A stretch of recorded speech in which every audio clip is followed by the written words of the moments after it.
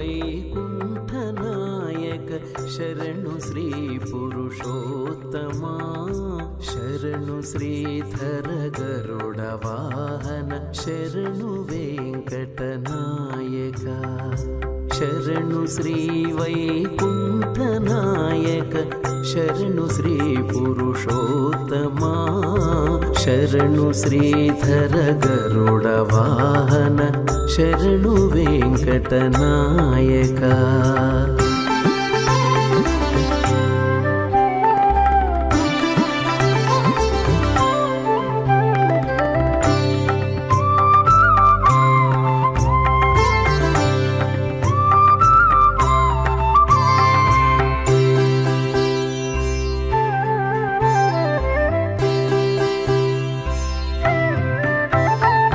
పరమపద గోవింద మాధవ పద్మనాభ జనార్దన పరమపద గోవింద మాధవ పద్మనాభ జనార్దన ధరణిధర కరివరద వామన దైత్యహర బలిబంధన ధరణిధర కరివరద వామన దైత్యహర బలిబంధన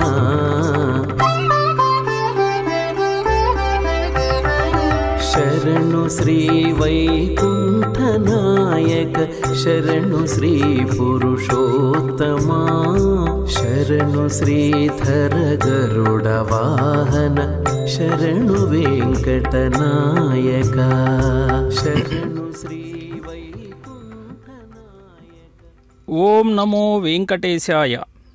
శ్రీ వెంకటచల విభో పరావతార గోవిందరాజ గురు గోపకులావతార శ్రీపూరధీశ్వర జయాదిమదేవదేవ నాథ ప్రసీదనత కల్పతరో నమస్తే. అదుగో స్వామివారి యొక్క గోవిందరాజస్వామివారి యొక్క బ్రహ్మోత్సవాలు అంగరంగ వైభవంగా తిరుపతి క్షేత్రములో జరుగుతూ ఉన్నాయి. రెండవ రోజు స్వామివారు చినశేష వాహనంపై ఊరేగుతూ ఉన్నారు. భక్తజన సందోహాన్నందరికీ కూడా అనుగ్రహాన్ని ప్రసాదిస్తూ అంకురార్పణతో సంప్రదాయబద్ధంగా ప్రారంభించబడ్డ ఈ బ్రహ్మోత్సవాలు విశ్వక్సేనుల వారిని కూడా ఊరేగించి విష్ణువు యొక్క సర్వ సైన్యాధిపతి విశ్వక్సేనుల వారు అని చెప్పి ఆయన ఊరేగింపుతో ప్రారంభించినటువంటి ఈ ఉత్సవాలు అదుగో ఆదిశేషుని తొలివాహనంతో మొదటి రోజు రాత్రి మన కన్నుల పండగ దర్శనమిచ్చింది. స్వామివారి గాలిగోపురం చూడండి. గోవిందరాజస్వామి తిరుపతి క్షేత్రము అనేటువంటిది ఎంతో గొప్పగా గుర్తుకు వచ్చేది మనకి స్వామివారి యొక్క ఈ పుణ్యక్షేత్రమే. ఎందుకంటే ఆదిశేషుణ్ణి తొలివాహనంతో దర్శనమిచ్చారు.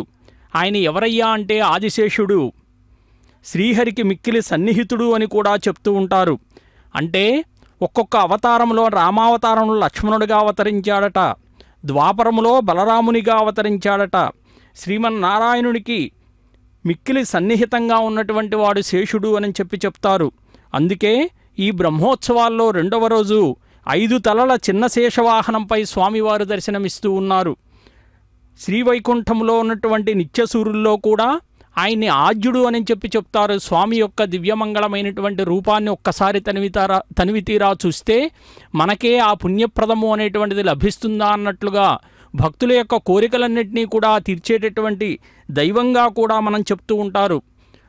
అదిగో ఆ కలశాలు చూడండి. గోవిందరాజస్వామి యొక్క ఆలయంలో ఆలయ గోపురం మీద ఆలయంలో మెరిసేటటువంటి ఆ దేవదేవుణ్ణి భగవద్గీతలో అనంతస్యాస్మి నాగానాం సర్పాణామస్మి వాసుకి నాగజాతుల్లో అనంతుణ్ణి అన్నాడు, సర్పజాతులో వాసుకి అని పేర్కొన్నాడు. అందుకే పెద్ద శేషవాహనం ఆదిశేషుడిగా చినశేషవాహనం వాసుకిగా కూడా మనం భావించవచ్చు అన్నమాట. శేషశయనశీలస్య శేషాచల నివాసినః సదాశేష ప్రియస్యాస్య శ్రీనివాసస్య శార్ంగినః ద్వితీయ దివసే చాద్యం భూయో భూశేషవాహనం. ఆ శ్రీనివాసన స్వామికి కూడా బ్రహ్మోత్సవాల్లో మనం రెండవ రోజు చూశాం. ఏ విధంగా అయితే చిన్నశేషవాహనంపై శ్రీనివాసస్వామి ఊరేగారో అదే రీతిలో గోవిందరాజస్వామి వారికి కూడా వైఖానసాగమ పద్ధతిలో కైంకర్యాలను నిర్వర్తిస్తూ ఉంటారు.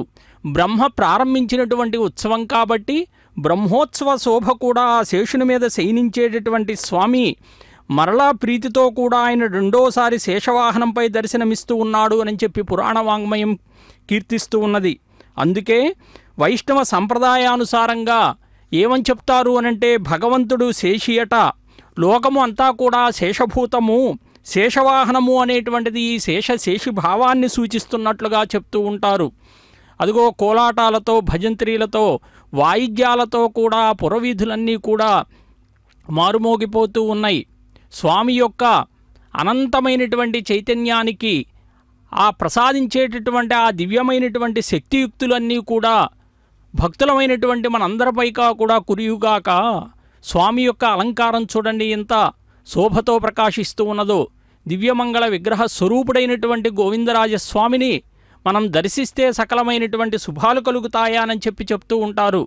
5 తలలు కలిగినటువంటి చిన్నశేషవాహనంపై మానవుని శరీర నిర్మాణము అనేటువంటిది మూలాధారము నుండి కూడా సహస్రార కన్యక వరకు 7 చక్రాలు ఉంటాయని చెప్తారు. వాటిని మూలాధార, స్వాధిష్టాన, మణిపూరక, అనాహత, విశుద్ధ, ఆజ్ఞ, సహస్రారము అని చెప్పి పేర్కొంటారన్నమాట శాస్త్రములో. అంటే మూలాధారము నుండి సహస్రారం వరకు కూడా బ్రహ్మదండి మధ్య అంటే వెన్నుముక మధ్యలో నుండి కుండలినీ శక్తి అనేటువంటి సుషుమ్నా నాడి సర్పాకారంలో ఉంటుందట. మనోవృత్తులు లోకాభిముఖంగా ప్రసరించేటటువంటి మన మానవుని యొక్క శరీరంలో సర్పాకారంగా వ్యాపించి ఉండేటటువంటి ఈ కుండలిని శక్తి శిరస్సు మూలాధారంలో ఉంటుందని చెప్తారు. అదే తోక పుచ్చమైతే సహస్రారంలో ఉంటుందట. అంటే శేషవాహనం పైన స్వామిని దర్శిస్తే ఆ ధ్యానించేటటువంటి పురుషులందరికీ కూడా మనోవృత్తులు ఆ స్వామి మీద అధీనమై అభిముఖమవుతాయట. అదిగో స్వామివారికి నీరాజనాన్ని కూడా సమర్పిస్తూ ఉన్నారు. భక్తులంతా కూడా కోలాటాలతో స్వామి యొక్క సేవలో మేము కూడా తరిద్దాము అని చెప్పి వారు కూడా భాగం వహించినట్లుగా ఆనాడు బ్రహ్మ ఉత్సవాన్ని జరుపుతూ ఉంటే సకలమైనటువంటి దేవతాగణం గంధర్వులు ఏ విధంగా అయితే అప్సరసలు నాట్యం చేశారో అదే విధ రీతిలో ఈ తిరుపతి పుణ్యక్షేత్రంలో కూడా గోవిందరాజస్వామి యొక్క బ్రహ్మోత్సవాల్లో మేము కూడా భాగం పంచుకొని స్వామి సేవలో తరిద్దాము అని చెప్పి వారంతా కూడా అంటే ఆనాడు కుండలిని శక్తి అనేటువంటిది సర్పరూపమైనటువంటి శిరస్సు సహస్రారములో అట. మరి పుత్యం కూడా మూలాధారంలో నిలుస్తాయట. మానవుడు మాధవుడికి నిజమైనటువంటి సేవకుడవుతాడు అని చెప్పి చెప్తారు. ఆ దివ్య చైతన్యము అదిగో మహాప్రభావం ప్రసరించేటటువంటి శైలం కూడా మనకి దగ్గరలోనే ఉన్నది. శేషశైలం అంటారు. చిన్నశేషవాహనాన్ని సందర్శిస్తే భక్తులమైనటువంటి మనందరికీ కూడా కుండలిని యోగసిద్ధి ఫలం లభిస్తుంది అని చెప్పి శాస్త్రాలు చెప్తూ ఉన్నాయి. ఎంత గొప్పగా స్వామి అనంతమైనటువంటి మనకి దర్శనమిచ్చి 7 పడగల బంగారు శేషునిపై కూడా స్వామి ప్రసన్నంగా గోచరించాడు. నిన్ననే మనం చూశాం. కలియుగములో శేషుడు అంటే ఎవరయ్యా అంటే గోవిందరాజస్వామిగా, వెంకటాచలముగా, ఆయుర్వేద వైద్యునిగా. అంటే ఆయుర్వేద వైద్యుడంటే చరకుడు అని చెప్తారు. పాణినీయ భాష్యకర్త అంటారు. యోగసూత్ర వ్యాకర్త పతంజలి అని చెప్తూ మన విశిష్టాద్వైత ప్రచారకులు రామానుజాచార్యుల వారుగా కూడా వివిధ రూపాల్లో అవతరించినట్లుగా కూడా ప్రసిద్ధిగా చెప్తూ ఉంటారన్నమాట. విశేష జ్ఞానము బలము కలిగినటువంటి వాడట. తన ఫణామణి పంక్తుల చేత దివ్య వైకుంఠ విమానాన్ని కూడా ప్రకాశింపజేస్తున్నటువంటి వాడెవరు అంటే అదుగో శేషుడు. స్వామివారికి నివాస భూమిగా, మరి అలాగే శయనముగా, సింహాసనముగా, పాదుకులుగా, వస్త్రముగా, ఆనుకునేటటువంటి మరి దిండుగా, ఛత్రముగా ఆయన సేవలందిస్తూ దాసుడుగా కూడా ఆ శేషుణ్ణి యమునాచార్యులు వారు కూడా చాలా సందర్భాల్లో కీర్తించారు. అంటే మనం చూస్తాం వెంకటేశ్వరుని యొక్క సహస్రనామాల్లో కూడా శేషశాయి, శేషస్తుత్య, శేషాద్రినిలయ, భోగీంద్ర భోగ సంస్థాన అని చెప్పి మనం నిత్యం పూజిస్తూ ఉంటాం. 8 శాసనాల్లో కూడా శేషునిపై ఉన్నటువంటి స్వామిని కీర్తిస్తున్నటువంటి ప్రశంసలు అనేటువంటి లభిస్తాయి అని కూడా చెప్తారన్నమాట. అదిగో దేవదేవుడైనటువంటి గోవిందరాజస్వామి పురవీధుల్లో సంచరిస్తూ అశేషమైనటువంటి భక్తకోటిని అనుగ్రహిస్తూ ఉన్నారు. ఎందుకయ్యా ఈ రకముగా బ్రహ్మోత్సవ శోభలో స్వామివారే వీధుల్లో సంచరించి అందరికీ దర్శనమిచ్చేది దేనికి అనంటే శాస్త్రం ఏమని చెప్తుంది అనంటే కొంతమంది వికలాంగులు వృద్ధులు దేవాలయాలకి రాలేనటువంటి వారు ఎవరైతే ఉంటారో వారికి సందర్శన భాగ్యం లభింపచేయడానికి భగవంతుడే భక్తుని దగ్గరికి వచ్చి దర్శనం ఇవ్వటము అనేటువంటిది ఆనవాయితీ. అంటే భగవంతుడు భక్తునికి దాసోహమవుతాడు అనేటువంటిది నిదర్శనంగా చెప్తూ ఉంటారు. అదుగో వీరు చూడండి, తమ యొక్క స్వామికి మేము స్వాగతం పలుకుతూ ఉన్నాం, స్వామి యొక్క సేవలో మేము తరిస్తున్నాము అని చెప్పి వాళ్ళు కోలాటాలతో భక్తులమైనటువంటి వీరంతా కూడా మేము కూడా భగవద్భక్తులమై స్వామి యొక్క సేవలో తరిస్తున్నాము అని చెప్పి ఆ చక్కటి నృత్యాన్ని వారు చూడండి ఎంత మెలకువలతో స్వామి యొక్క ప్రదర్శనలతో ఇక్కడ జరిగేటటువంటిది ప్రతిదీ కూడా స్వామి యొక్క తిరుపతి పుణ్యక్షేత్రం. ఆనాడు శ్రీనివాసస్వామి చెప్పాడట గోవిందరాజస్వామికి, కుబేరుడు ధనం ఏదైతే ఇచ్చాడో ఆ ధనాన్ని తీసుకొని విశ్వకర్మను రప్పించి నీవు మంటపాదులను నిర్మించు వివాహానికి కావలసినటువంటివి అని చెప్పాడట. అప్పుడు గోవిందరాజస్వామి మరి వెంటనే ఆయన విశ్వకర్మను రప్పించాడు, మంటపాదులను నిర్మించాడు. మరి ఏ విధంగా అయితే గొప్పగా స్వామివారి యొక్క వివాహం జరిగింది వైశాఖ శుద్ధ దశమి నాడు అని చెప్తారు. ఇప్పుడు మనం తిరుమలలో కూడా చూడబోతున్నాం. పద్మావతి శ్రీనివాస పరిణయోత్సవాలు అని చెప్పి అంగరంగ వైభవంగా ఈరోజు ప్రారంభమవుతాయి. అంటే ఎంత గొప్పగా ఈ పరిణయోత్సవాలు ఆనాడు వైశాఖ శుద్ధ దశమి నుండి 5 రోజుల పాటు అంగరంగ వైభవంగా జరిగినాయో దానిలో భాగంగా గోవిందరాజస్వామి వారు కూడా తన పాత్ర పోషించటము అనేటువంటిది మనం చూసాం. అంటే ఆయన ఎవరయ్యా అనంటే అంటే సాక్షాత్తు గోవిందరాజస్వామి ఆయన వివాహానికి కావలసినటువంటి మందిర ప్రాంగణాలన్నీ కూడా నిర్మించాడట. మరి శిలగా మారినటువంటి తన తమ్ముణ్ణి చూశాడట ఆయన. శ్రీనివాస, ధనరాశులు ఎంత కొలిచినా కూడా తరుగొట్టలేదు, ఆయాసమవుతుంది అని చెప్పి పలికితే, సోదరా నీ హస్తంలో ధనరేఖలున్నాయి కాబట్టి సిరి ఎక్కువగా అవుతూ ఉంది, కాబట్టి నీవు కొండ క్రింది భాగానికి వెళ్ళి విశ్రాంతి తీసుకో అన్నాడట. వెంటనే గోవిందరాజస్వామి కొండ క్రిందకు పోయి కొలతపాతను తల క్రింద ఉంచుకొని పడుకొని శిలగా మారిపోయాడట. అలా గోవిందరాజస్వామి వెలిసినటువంటి ఈ ప్రదేశం కాబట్టి దీన్ని మనం గోవిందరాజ క్షేత్రం అంటాం. అది తిరుపతి క్షేత్రంగా కూడా ఈరోజు మనం ఆ పేరుతో పిలుస్తూ ఉన్నామన్నమాట. స్వామి యొక్క అనంతమైనటువంటి తత్వాన్ని మనం చూస్తాం. ఈ క్షేత్రము అనేటువంటిది మరి వెంకటేశ్వరునికి సోదరునిగా అన్నగా చెప్తే తమ్ముడు వివాహానికి మరి ఎలా సహాయం చేసినటువంటిది. ఇక్కడ ఉన్నటువంటి గాలి గోపురాలు కూడా మనం సందర్శన చేస్తూ ఉంటాం. అదిగో స్వామి యొక్క దివ్యమైనటువంటి రూపం. ఆలయ గాలి గోపురం కూడా చాలా పెద్దదిగా మనకు కనిపిస్తూ ఉంటుంది. స్వామికి చూడండి నీరాజన సమర్పణం కూడా చేస్తూ ఉన్నారు.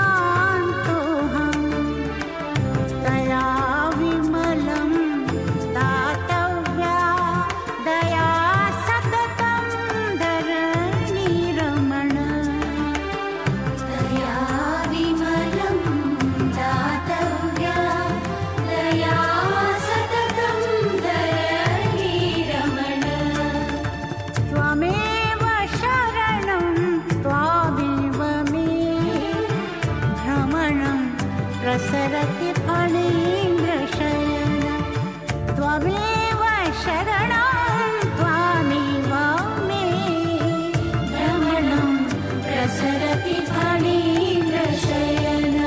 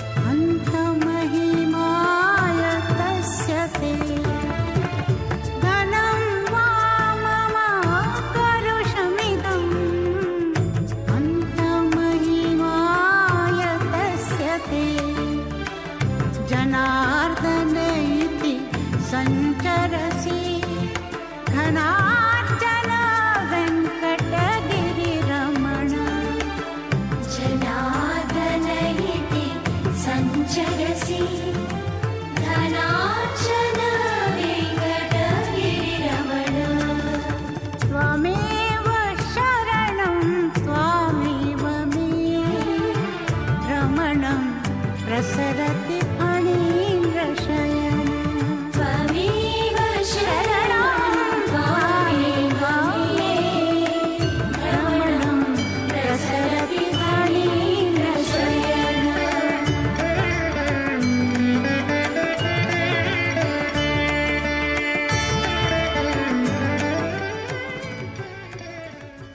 దేవాధిదేవ ఫణిరాజ విహంగరాజ రాజత్కిరీటమణిరాజి విరీజితాంఘ్రే రాజాధిరాజ యదురాజ కులాధిరాజ గోవిందరాజ విజయీ భవ గోపచంద్ర.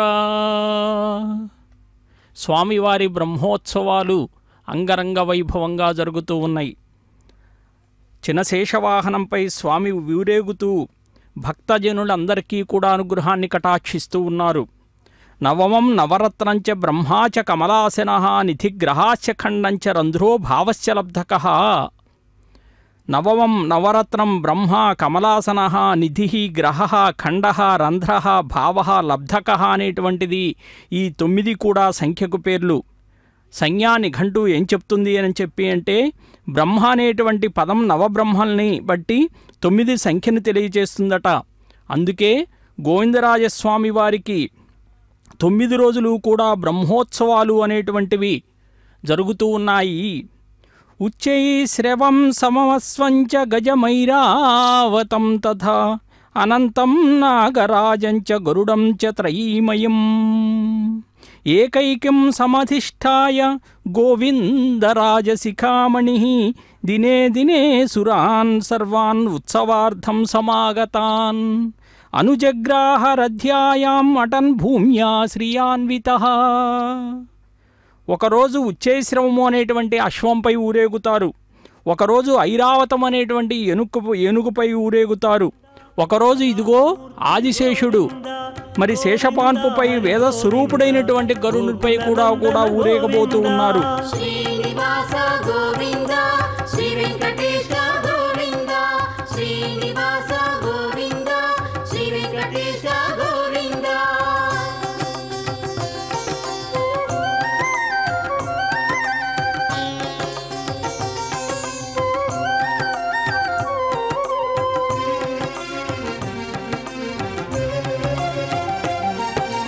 గోపీలోల గోవింద గోవర్ధనోద్ధార గోవింద.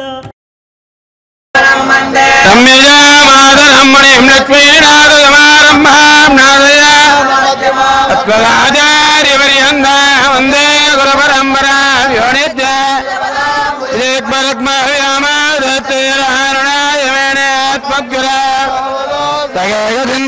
రామాయణ ప్రపద్య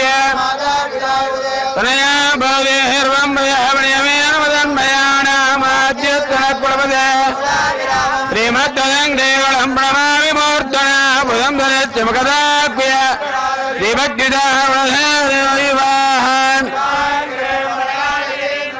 శ్రీమత్పరాం ప్రణోత్పనితేన్ அண்டேத்தானி நண்புகள் இதத்த முத்துக்கள் மல்லை புதத்தார் கடல் சாதித்தருளான்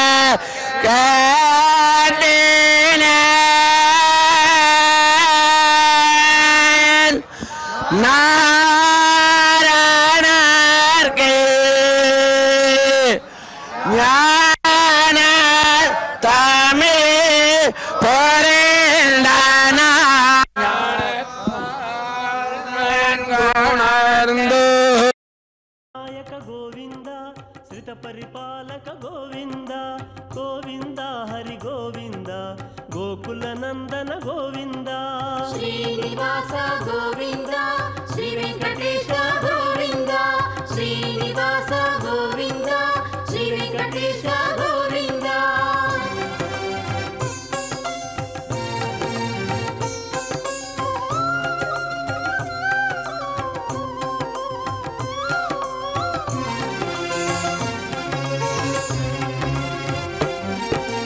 అనాథ రక్షక గోవింద ఆపద్బాంధవ గోవింద గోవింద హరి గోవింద గోకుల నందన గోవింద శ్రీనివాస గోవింద శ్రీ వెంకటేశ గోవింద శ్రీనివాస గోవింద శ్రీ వెంకటేశ గోవింద శరణాగత విధి గోవింద కరుణాసాగర గోవింద గోవింద హరి గోవింద గోకుల నందన గోవింద శ్రీనివాస గోవింద శ్రీ వెంకటేశ గోవింద శ్రీనివాస గోవింద శ్రీ వెంకటేశ గోవింద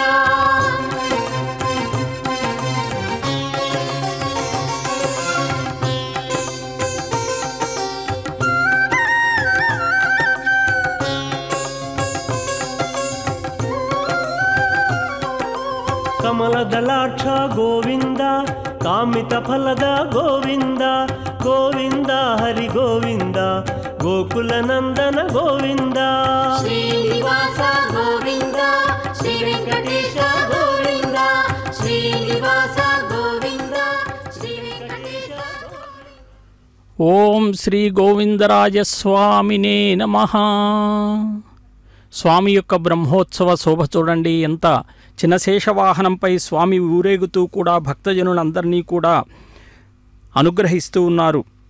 అంటే స్వామి ఎంత గొప్పగా అనేక నారాయణాంశ సంభూతుడిగా విష్ణుదేవుని యొక్క అపర దేహంగా కూడా చెప్తారు.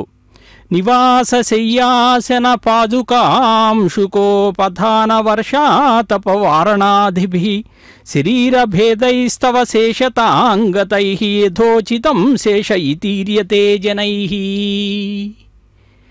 ఆదిశేషుడు ఆనాడు ఆయన శయ్యగా ఆసనంగా ఉత్తరీయంగా మరి ఎండ వాన నుండి కూడా రక్షించేటటువంటి ఛత్రంగా విష్ణుదేవునికి శేషత్వ పాత్రుడయ్యాడు అని చెప్తారన్నమాట. అందుకే విష్ణుదేవునికి అనువైనటువంటి ప్రదేశంగా కూడా ఆయన ఆదిశేషుడు పర్వత రూపం ధరించాడు. మరి నారాయణుడు శేషాద్రిపై అవతరించాడు. మరి అంటే స్వామికి శేషునికి ఉన్నటువంటి సంబంధం మనం చూస్తే ఈ బ్రహ్మోత్సవాల్లో గోవిందరాజస్వామి వారికి 2వ రోజు కూడా ఈయన వాహనమయ్యాడు. అందుకే భక్తులందరికీ కూడా కనువిందు చేస్తూ ఉన్నాడన్నమాట. బ్రహ్మోత్సవ శోభలో తరిగొండ వెంగమాంబ కూడా ఒక మాట చెప్పింది. అలఘు శేషవాహనోత్సంబును మరునాడు ఉదయంబునందు లఘు వాహనోత్సంబును అని పేర్కొంది. అంటే శేషవాహన వైవిధ్యము అనేటువంటిది ఎలా బ్రహ్మోత్సవాల్లో దర్శించి స్వామిని చినశేషవాహనం బాలశేషవాహనం అని చెప్తారు. ఈ స్వామిని దర్శిస్తే సకలములైనటువంటి మనకి ఉన్నటువంటి గ్రహ బాధలు ఏవైతే ఉంటాయో వాటినన్నింటినీ తొలగిస్తాడు. వీడుగదశేషుడు వెంకటాద్రిశేషుడు వేడుక గరుడునితో వెన్నుద్దైన శేషుడు అని అన్నమాచార్యులు వారు కూడా బ్రహ్మోత్సవాల్లో శేషుణ్ణి కీర్తించారు. స్వామి యొక్క బ్రహ్మోత్సవ శోభలో మనం కూడా తరించి అదిగో తిరుపతి క్షేత్రం ఎంత గొప్పగా ఉందో మనకి కనువిందు చేస్తూ ఉన్నారు. స్వామి ఈ పురవీధుల్లో సంచరిస్తూ అనేకములైనటువంటి భక్తులందరినీ కూడా అనుగ్రహిస్తూ ఉన్నారు. మనం చూస్తే తిరుపతిలో మనకి అత్యైనటువంటి ఒక దేవాలయం 2 గోపురాలు ఉన్నటువంటిది మనకు కనిపించేటటువంటిది గోవిందరాజస్వామి దేవాలయమే. ఆలయ గాలిగోపురం అనేటువంటిది చాలా పెద్దదిగా కనిపిస్తుంది. ఇది మన దేశంలోనే పెద్దదైనటువంటి దేవాలయం అని చెప్పి ఆ పురాతనమైనటువంటి ఆ స్వామి యొక్క విగ్రహం కూడా శేషశాయి ఆదిశేషునిపై పడుకున్నట్లుగా మనకు దర్శనమిస్తుంది. ఉత్తర దిక్కునకు పాదాలుండి దక్షిణ దిశలో తలపెట్టుకొని శంఖ చక్రాది ఆయుధాలతో చతుర్భుజుడై నాభి కమలములో బ్రహ్మతో తలపై కిరీటం దివ్యాభరణాలతో ప్రకాశిస్తూ ఉంటారు గోవిందరాజస్వామి. గజరాజులు కూడా వృషభరాజులు కూడా స్వామి యొక్క సేవలో తరిస్తూ ఉన్నాయి. మూలవిరాటు గోవిందరాజస్వామితో పాటు మనకి ఆండాళు అమ్మవారు, శ్రీకృష్ణుడు, రామానుజ తిరుమంగై ఆళ్వారు, వేదాంత దేశకులు, శ్రీలక్ష్మి, మనవాళ మహాముని సన్నిధులు కూడా మనకి లోపలికి వెళ్తే కనిపిస్తూ ఉంటాయి. ఉత్తర దిశ ఆలయములో మనకి అనంతసేనుడైనటువంటి విష్ణుమూర్తి రూపంలో గోవిందరాజస్వామి కొలువైనట్లుగా మనకు దర్శనమిస్తూ ఉంటారు. అటువంటి స్వామి ఈరోజు అదుగో బ్రహ్మోత్సవ శోభలో పురవీధుల్లో సంచరిస్తూ సకలమైనటువంటి భక్తకోటిని కూడా అనుగ్రహిస్తూ ఉన్నారు. మరి అలాగే లోపల మనం చూస్తే రుక్మిణి సత్యభామ సహితుడైనటువంటి పార్థసారథ మందిరం కూడా మనకు కనిపిస్తుంది. వైశాఖ మాసములో ఎంత గొప్పగా ఈ బ్రహ్మోత్సవాలు జరుగుతాయి అని అంటే మనం ఈనాడు అనేక దేవాలయాల్లో చూస్తూ ఉన్నాం. ఈ చైత్రమాసం వైశాఖ మాసంలోనే అనేకములైనటువంటి ఉత్సవాలు రాముల వారితో ప్రారంభిస్తే రాముల వారి కళ్యాణం చైత్రమాసంలో నవమి నాడు ఎంత అంగరంగ వైభవంగా ఒంటిమిట్టలో భద్రాచలంలో కూడా నిర్వహించారో మనం చూశాం. అలాగే నరసింహస్వామి కళ్యాణాలు చూస్తూ ఉన్నాం. అలాగే బ్రహ్మోత్సవాల్లో నేడు గోవిందరాజస్వామి యొక్క బ్రహ్మోత్సవ శోభను కూడా మనం తిలకిస్తూ ఉన్నాం. 5 పడగల చినశేష వాహనంపై ఊరేగుతూ ఉన్నారు. మనం గుడి ముందు కూడా మనం చూస్తాం, ఒక పెద్ద కోనేరు కూడా ఉంటుంది. మరి అలాగే ఇక్కడ ఉన్నటువంటి ఈ మూల విగ్రహం మట్టితో చేసినందువల్ల అభిషేకం చెయ్యరు అని చెప్తారు. వెంకటేశ్వర స్వామికి ఏ విధమైనటువంటి వైఖానస ఆగమ పద్ధతిలో కైంకర్యాలు నిర్వర్తిస్తూ ఉంటారో ఇక్కడ కూడా అదే రీతిలో కైంకర్యాలను నిర్వర్తించటము అనేటువంటిది ఆనవాయితీగా చెప్తూ ఉంటారు. గోవిందరాజస్వామి శిలగా ఉన్నటువంటి తమ్ముని చూశాడట. మరి శ్రీనివాస ధనరాశులు ఎంత కొలిచినా కూడా తరగటం లేదు అని చెప్పి నాకు ఆయాసమవుతుంది అని అంటే అప్పుడు శ్రీనివాస స్వామి అన్నాడట, సోదరా గోవిందరాజా, నీ హస్తములో ధనరేఖలున్నాయి కాబట్టి సిరి ఎక్కువ అవుతూ ఉంది, నీవు కొండ క్రింది భాగానికి వెళ్ళి విశ్రాంతి తీసుకో అన్నాడట. అప్పుడు గోవిందరాజస్వామి ఈ కొండ క్రిందకు వచ్చినట్లుగా కూడా పురాణాల్లో చెప్తూ ఉంటారు. స్వామి యొక్క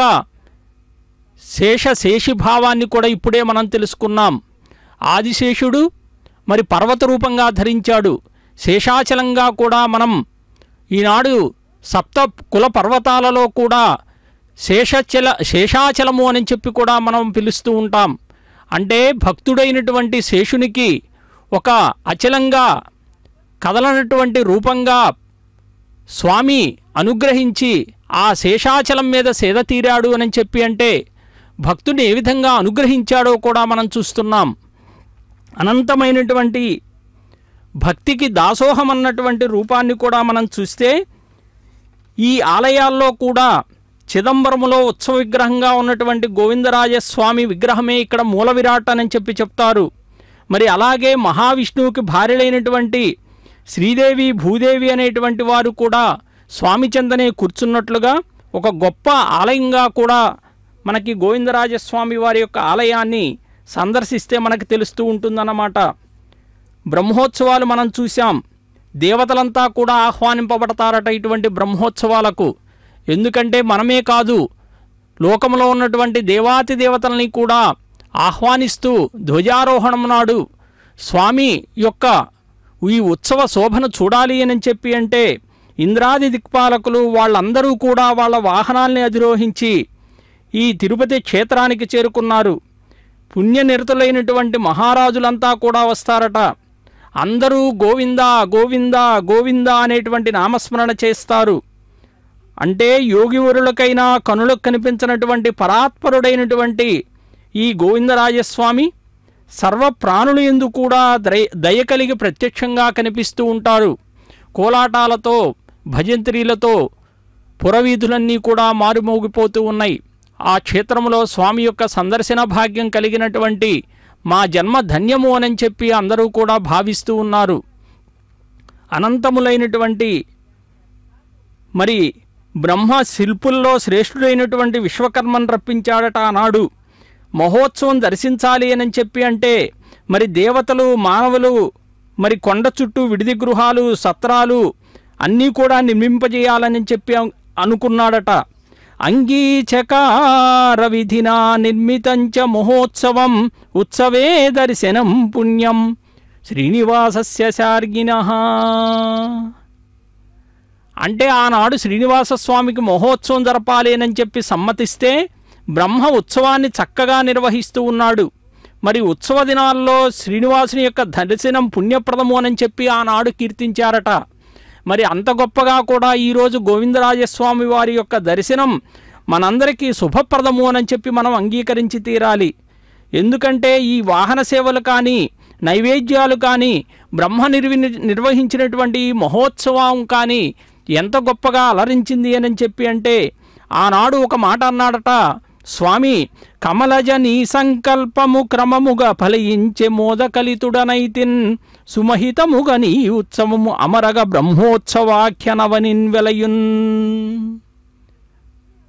ఆనాడు భగవంతుడు బ్రహ్మదేవునితో నీ సంకల్పం చక్కగా నెరవేరింది, నేను సంతోషించాను, మహోత్సవాలన్నీ కూడా బ్రహ్మోత్సవం అనేటువంటి పేరుతో ప్రసిద్ధమవుతాయి అని చెప్పాడట.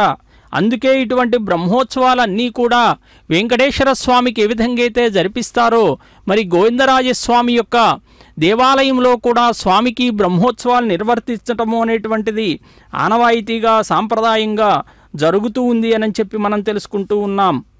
ఎంత బ్రహ్మోత్సవాల్లో అధిరోహించి ఒక్కొక్క వాహనం మీద ఊరేగుతూ కూడా గోవిందరాజస్వామి భక్తులందరికీ కూడా సందేశాన్ని ఇస్తూ ఉంటారు. ఆ వాహన సేవలో భూమి యొక్క బరువుని నిరంతరం కూడా తన 1000 పడగలతో మోస్తూ ఉన్నాడు. ఆయన పాలసముద్రంలో శయనించున్నటువంటి శ్రీమన్నారాయణునికి నిరంతరం కూడా శయ్యగా ఉన్నాడు.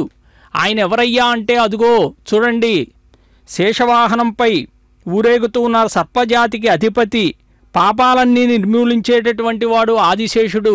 నిన్ననే మనం చూసాం పెదశేషవాహనంపై స్వామివారు గోవిందరాజస్వామివారు ఊరేగటం. శ్రీమన్నారాయణుని అర్చామూర్తి అయినటువంటి వెంకటేశ్వర స్వామి వారికి కూడా బ్రహ్మోత్సవ ప్రారంభములో వాహనమయ్యాడు. మరి అదే రీతిలో గోవిందరాజస్వామి వారికి కూడా వాహనమయ్యాడు. అందుకే స్వామి ఊరేగటము అనేటువంటిది శేషిభావాన్ని బోధిస్తున్నదా అన్నట్లుగా కూడా చెప్తూ ఉంటారన్నమాట. ఎంత స్వామి యొక్క శోభను మనం చూస్తున్నాం. అనంతమైనటువంటి భక్తులకు అందరికీ కూడా అనుగ్రహించేటటువంటి వాడు, భక్త సులభుడు అని చెప్తారు. భగవద్గీతలో కూడా భక్తికి దాసోహమైనటువంటి భక్తుని యొక్క లక్షణాలను కూడా చెప్తూ ఉంటారు. ద్వేషింపనట్టివాడు, భూతముల పోషించునట్టివాడు, అహములేనట్టివాడు, మానవ మమతలేనట్టివాడు, అత్యంత ప్రియుడు నాకు మానవ అంత్యమున నన్యబొందు, ఈ ధర్మ మార్గంబును విడువగరాదు ఎవరికైనను. అదిగో చూడండి గాలి గోపురం. తిరుపతి క్షేత్రములో విశిష్టమైనటువంటి అత్యున్నతమైనటువంటి దేవాలయం ఏదయ్యా అంటే ఈ 2 గోపురాలు కలిగినటువంటి ఈ గోవిందరాజస్వామి క్షేత్రమే. స్వామివారి యొక్క దివ్యమైనటువంటి రూపాన్ని మనం తిలకిస్తూ ఉన్నాం. సహస్రాబ్ధి కులపర్వత పూర్ణ సరస్వతీ సహిత మహామహిభర మజస్ర సహస్ర ఫణాలిదాల్చి దుస్సహతర మూర్తికిన్ జలధి సాయికి రమణ కాత్యాయని స్తోత్ర నిత్యానంద ధరణీధర ధర రమణ కాత్యాయని స్తోత్ర కామ కమలాక్ష నిత్యానంద ధరణీధర ధర రమణ కాత్యాయని స్తోత్ర కామ కమలాక్ష నిత్యానంద ధరణీధర ధర రమణ కాత్యాయని స్తోత్ర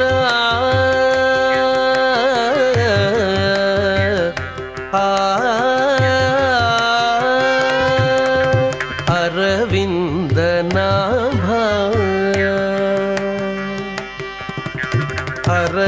అరవిందనాభ జగదాధార భవదూర అరవిందనాభ జగదాధార భవదూర పురుషోత్తమ నమో భువనేశ అరవిందనాభ జగదాధార భవదూర పురుషోత్తమ నమో భువనేశ కరుణా సమగ్ర రాక్షసలోక సంహార కరణ కమలాధీశ కరిరాజవరద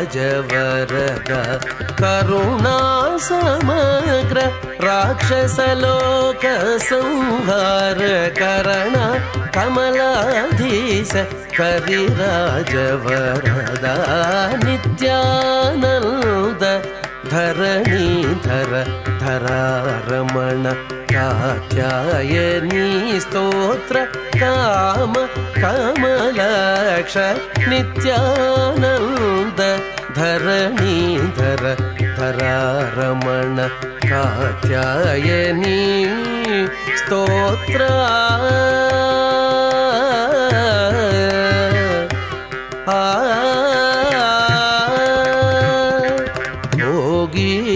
శయన పరిపూర్ణ పూర్ణానంద సాగర నిజావాస సకలాధీప భోగీంద్ర శయన పరిపూర్ణ పూర్ణానంద సాగర నిజావాస సకలాధీప నాగారి గమన నానావర్ణ నిజ దేహ నాగారి గమన నానావర్ణ నిజ దేహ భాగీరథి జనక పరమ పరమాత్మ నాగారి గమన నానావర్ణ నిజ దేహ భాగీరథి జనక పరమ పరమాత్మ నిత్యానంద ధరణీధర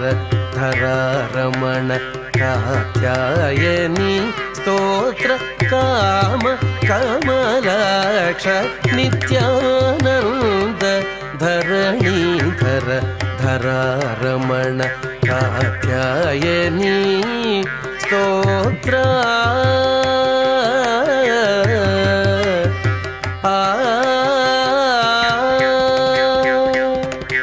పావన పరాత్పర శుభప్రద పరాతీత కైవల్యకాంత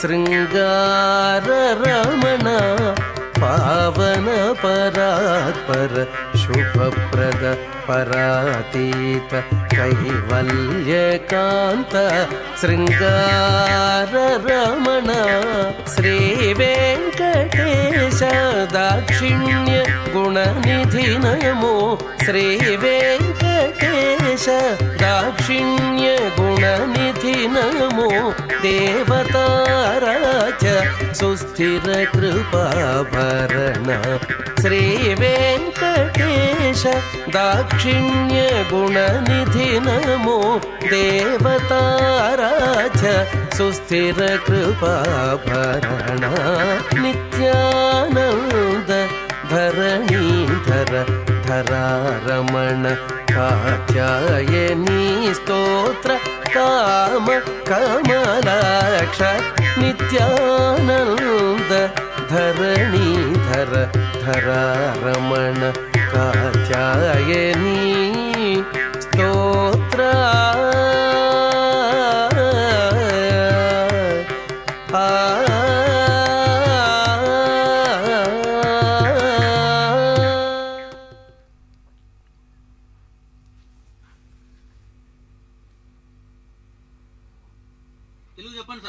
శ్రీభూమి నాయక దయాకర దివ్యమూర్తే దేవాధిదేవ జగదేక శరణ్య విష్ణు గోపాంగనాకుచ సరోరుహ భృంగరాజ గోవిందరాజ విజయీ భవ కోమలాంగా.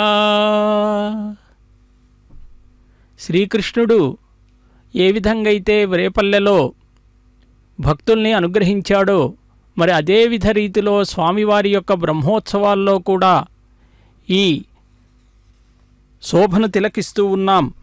శ్రవణం కీర్తనం విష్ణోస్మరణం పాదసేవనం అర్చనం వందనం దాస్యం సఖ్యం ఆత్మనివేదనం అని చెప్పి భక్తి మార్గాలు 9 రకాలుగా చెప్పబడ్డాయి. ఏ రకంగా స్వామిని సేవించినా కూడా అది భక్తికి నిదర్శనమని చెప్పి చెప్తారు. శ్రవణము అని చెప్పి అంటే సేదు శ్రవోభిరుజ్యం చిద్వ్యసత్ అని చెప్పి ఋగ్వేదం చెప్పింది. జీవుడు జ్ఞానగమ్యమైనటువంటి మహావిష్ణువుని శ్రవణం ద్వారా ప్రాప్తించుకోవాలట. అది భక్తి మార్గంగా కూడా మనం మహావిష్ణువు యొక్క చరిత్రను విని తరించచ్చు అంటే పరీక్షణ్ మహారాజు మనకి గుర్తుకు వస్తాడు. కీర్తనం అంటే అస్య జానంతో నామ చిద్ వివక్తనా అని చెప్పి ఋగ్వేదం చెప్పింది. అంటే విష్ణు భగవానుణ్ణి నామ గుణ కథా సంకీర్తనాలతో ముక్తి కలుగుతుందట. అందుకే ఈ గోవిందరాజ క్షేత్రములో కోలాటాలతో భజంత్రిలతో వాయిద్యాలతో కూడా వీరంతా కూడా స్వామిని సేవిస్తూ ఉన్నారు. అలా సేవించటం కీర్తనం అని చెప్పి చెప్తారు. ఆ కీర్తనం అనేటువంటి భక్తి మార్గానికి శుకుడు ఆదర్శప్రాయుడు అని చెప్పి మనం తెలుసుకోవచ్చు అన్నమాట. ప్రవిష్ణవే శోషమేతు మన్మా అని చెప్పి ఋగ్వేదం చెప్పింది. అంటే కలియుగములో భగవన్ నామస్మరణ మించినటువంటి ముక్తి సాధనం మరొకటి లేదట.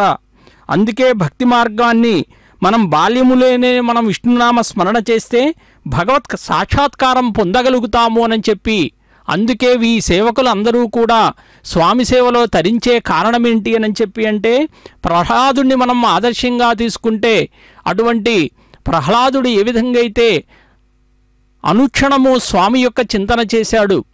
ఏ మాట అన్నా కూడా ఓం నమో నారాయణాయ అనేటువంటి మంత్రాన్ని విడవలేదు.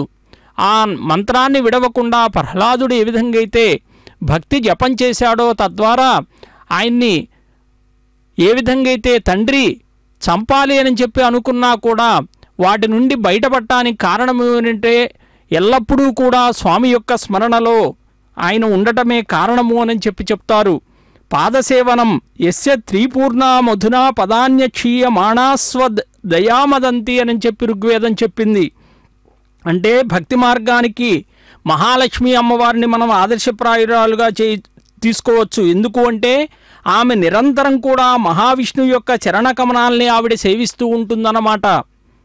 అలాగే అర్చనం మహేశురాయ విష్ణవే చార్చత ఋగ్వేదం ఏమని చెప్పింది అనంటే విష్ణో సంపూజా నిత్యం సర్వపాపం ప్రణశ్యతి అని చెప్పింది. జనులంతా కూడా విష్ణు భగవాన్ని అర్చించాలట. విష్ణు పూజ వల్ల భక్తుల పాపాలన్నీ కూడా నశిస్తాయట. ఆ భక్తి మార్గాన్ని అనుసరించినటువంటి వాడు ఎవరు అనంటే పృథు మహారాజు. అందుకే ఈ లోకానికి భూమిని మనం చెప్పేటప్పుడు పృథ్వీ అని చెప్తారు. అలాగే వందనం నమో రుచాయ బ్రహ్మయే అని యజుర్వేదం చెప్పింది. పరబ్రహ్మ పరమ రమణీయ కరచరణ వదన నయనాది విగ్రహుడైనటువంటి విష్ణు భగవానుడికి మనం ప్రణామాన్ని అర్పించాలట. అదిగో చూడండి, అందరూ కూడా పెద్ద జియంగారులు, చిన్న జియంగారులు అందరూ కూడా ముందుగా వాహన సేవలో తరిస్తూ భక్తులమైనటువంటి మేమందరం కూడా స్వామికి దాస్యులమే అంటే దివ్య ప్రబంధాన్ని కూడా గానం చేస్తారు. ఆ దివ్య ప్రబంధం ఎంత గొప్పది అని అంటే తమిళంలో కూడా వేదంతో సమానంగా కూడా దివ్య ప్రబంధాన్ని చెప్తారు. ఆళ్వారుడు రచించినటువంటి 4000 పాశురాల యొక్క సమాహారంగా కూడా ఈ దివ్య ప్రబంధాన్ని చెప్తే దాన్ని నాలాయిరము అని 4009వ శతాబ్దంలో నాథముని అనేటువంటి ఆయన క్రోడీకరించాడట.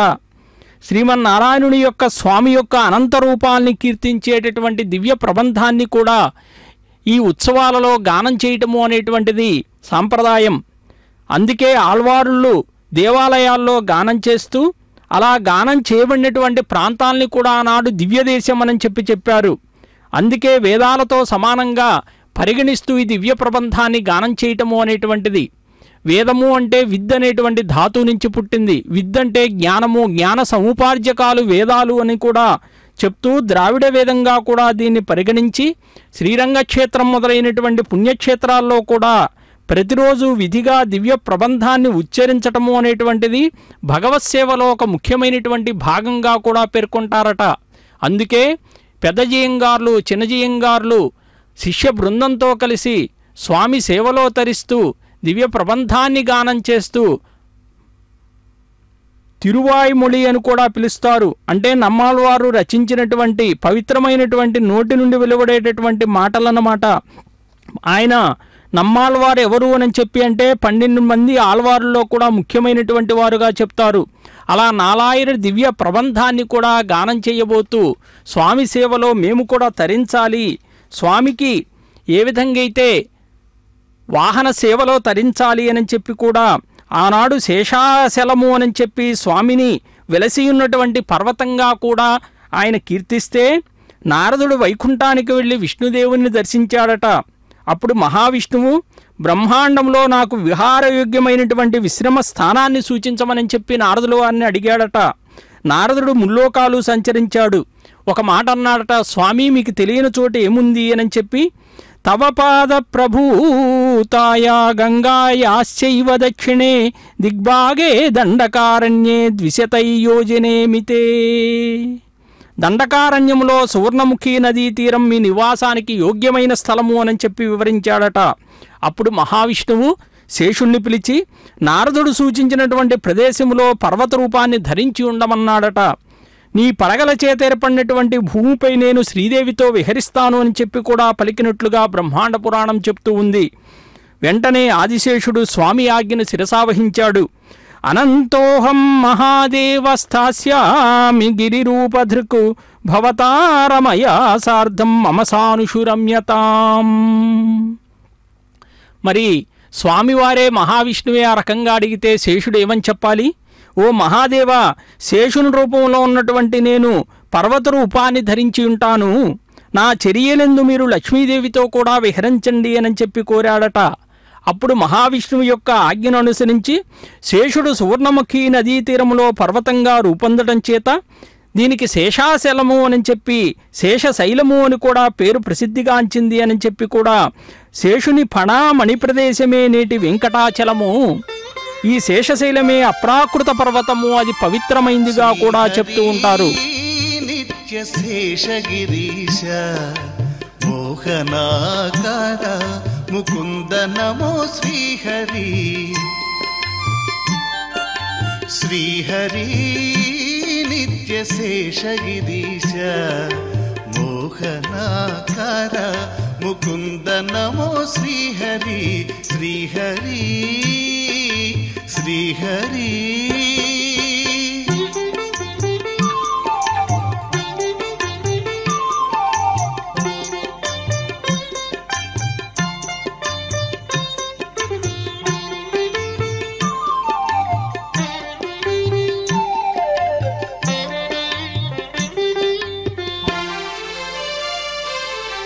దేవకీ సుత దేవవామన గోవింద గోప గోపీనాథ శ్రీహరి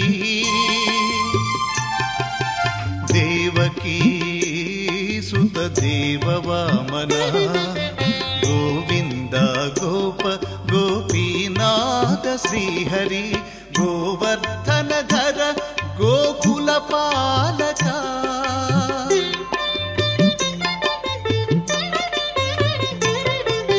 గోవర్ధనధర గోకుల పాలక దేవేశాధికతే నమో నమో నమో శ్రీహరి నిత్యశేషగిరీశ మోహనాకార ముకుంద నమో శ్రీహరి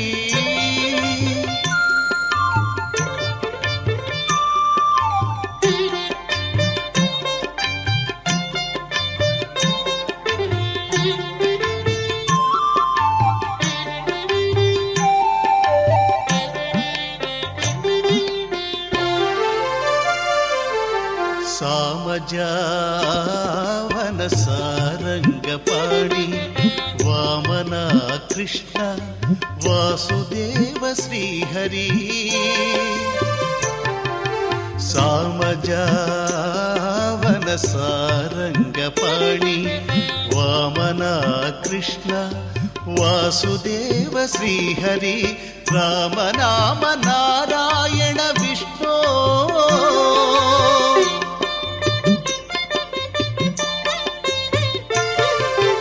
రామనామ నారాయణ విష్ణు దామోదర శ్రీధర నమో నమో నమో శ్రీహరి నిత్యశేషగిరీశ మోహనాకార ముకుంద నమో శ్రీహరి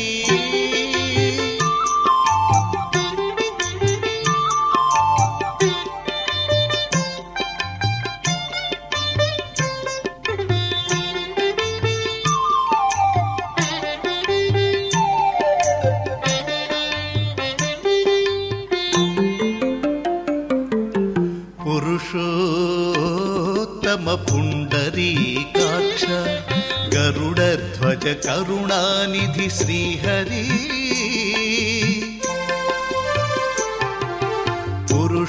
పురుషోత్తమ పుండరీకాక్ష గరుడధ్వజ కరుణానిధి శ్రీహరి చిరంతనాచ్యుత శ్రీ వెంకటేశ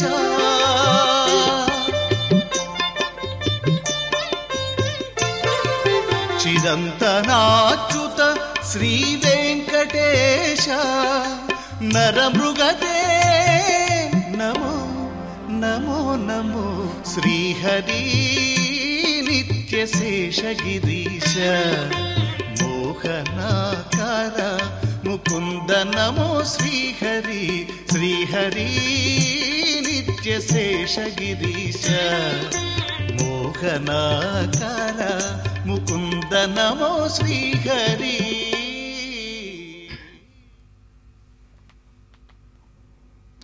శ్రీభూతయోగి పరికల్పిత దివ్యమాన జ్ఞాన ప్రదీప పరిదృష్ట గుణామృతాబ్ధే గోగోపజాల పరిరక్షణ బద్ధ దీక్ష గోవిందరాజ విజయీ భవ గోపవంద్యా.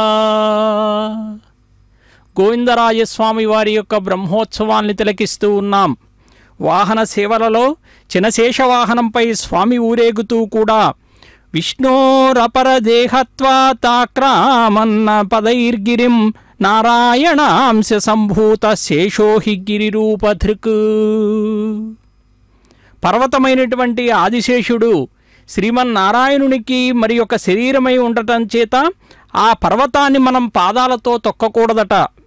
శ్రీమన్నారాయణుని అంశంలో జన్మించినటువంటి ఆదిశేషుడే పర్వత రూపంలో ధరించాడు. మరి మన పూర్వులు కూడా శేషశైలాన్ని భగవత్ స్వరూపంగా భావించి గౌరవించారు, పూజించారు కూడా.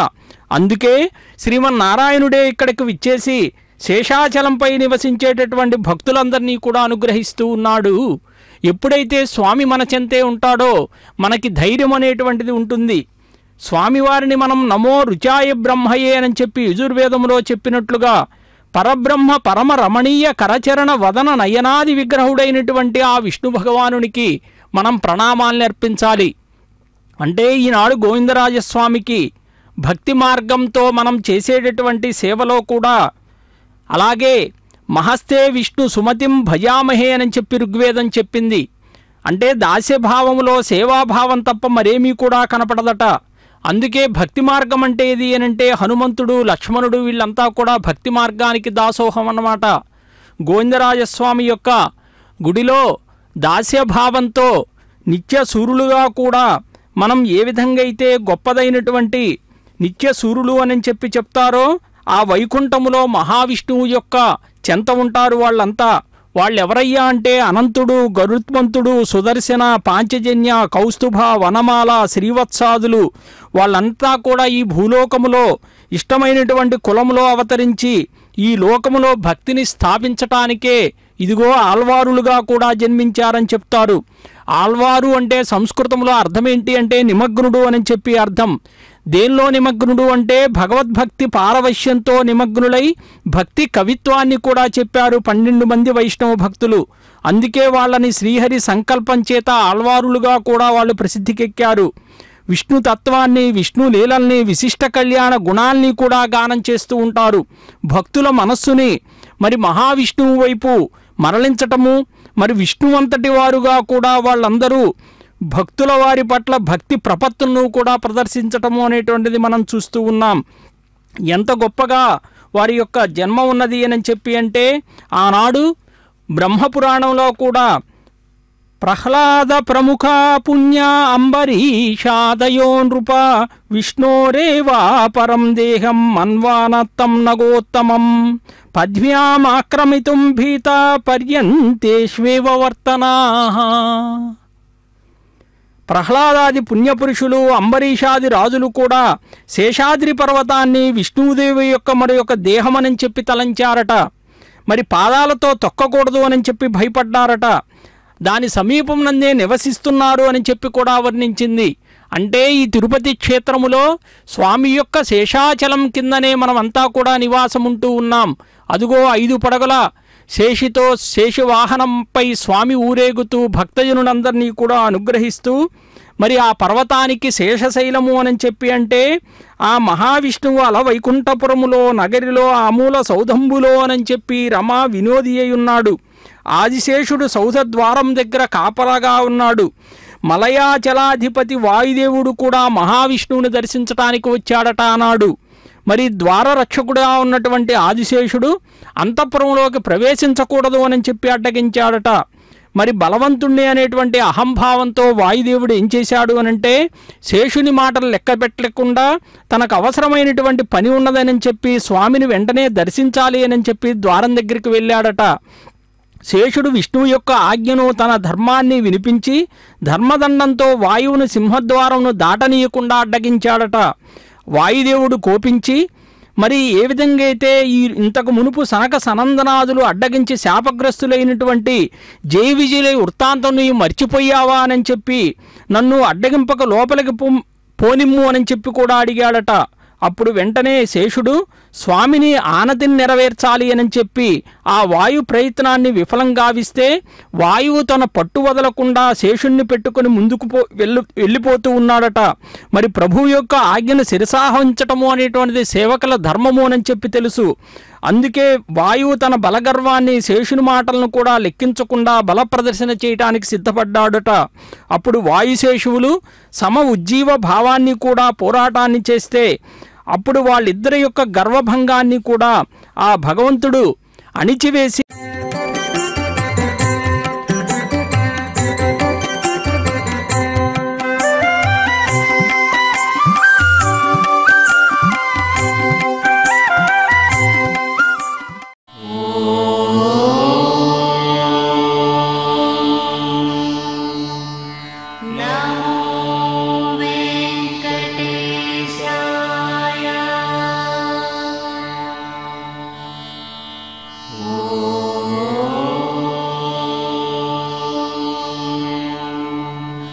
నమో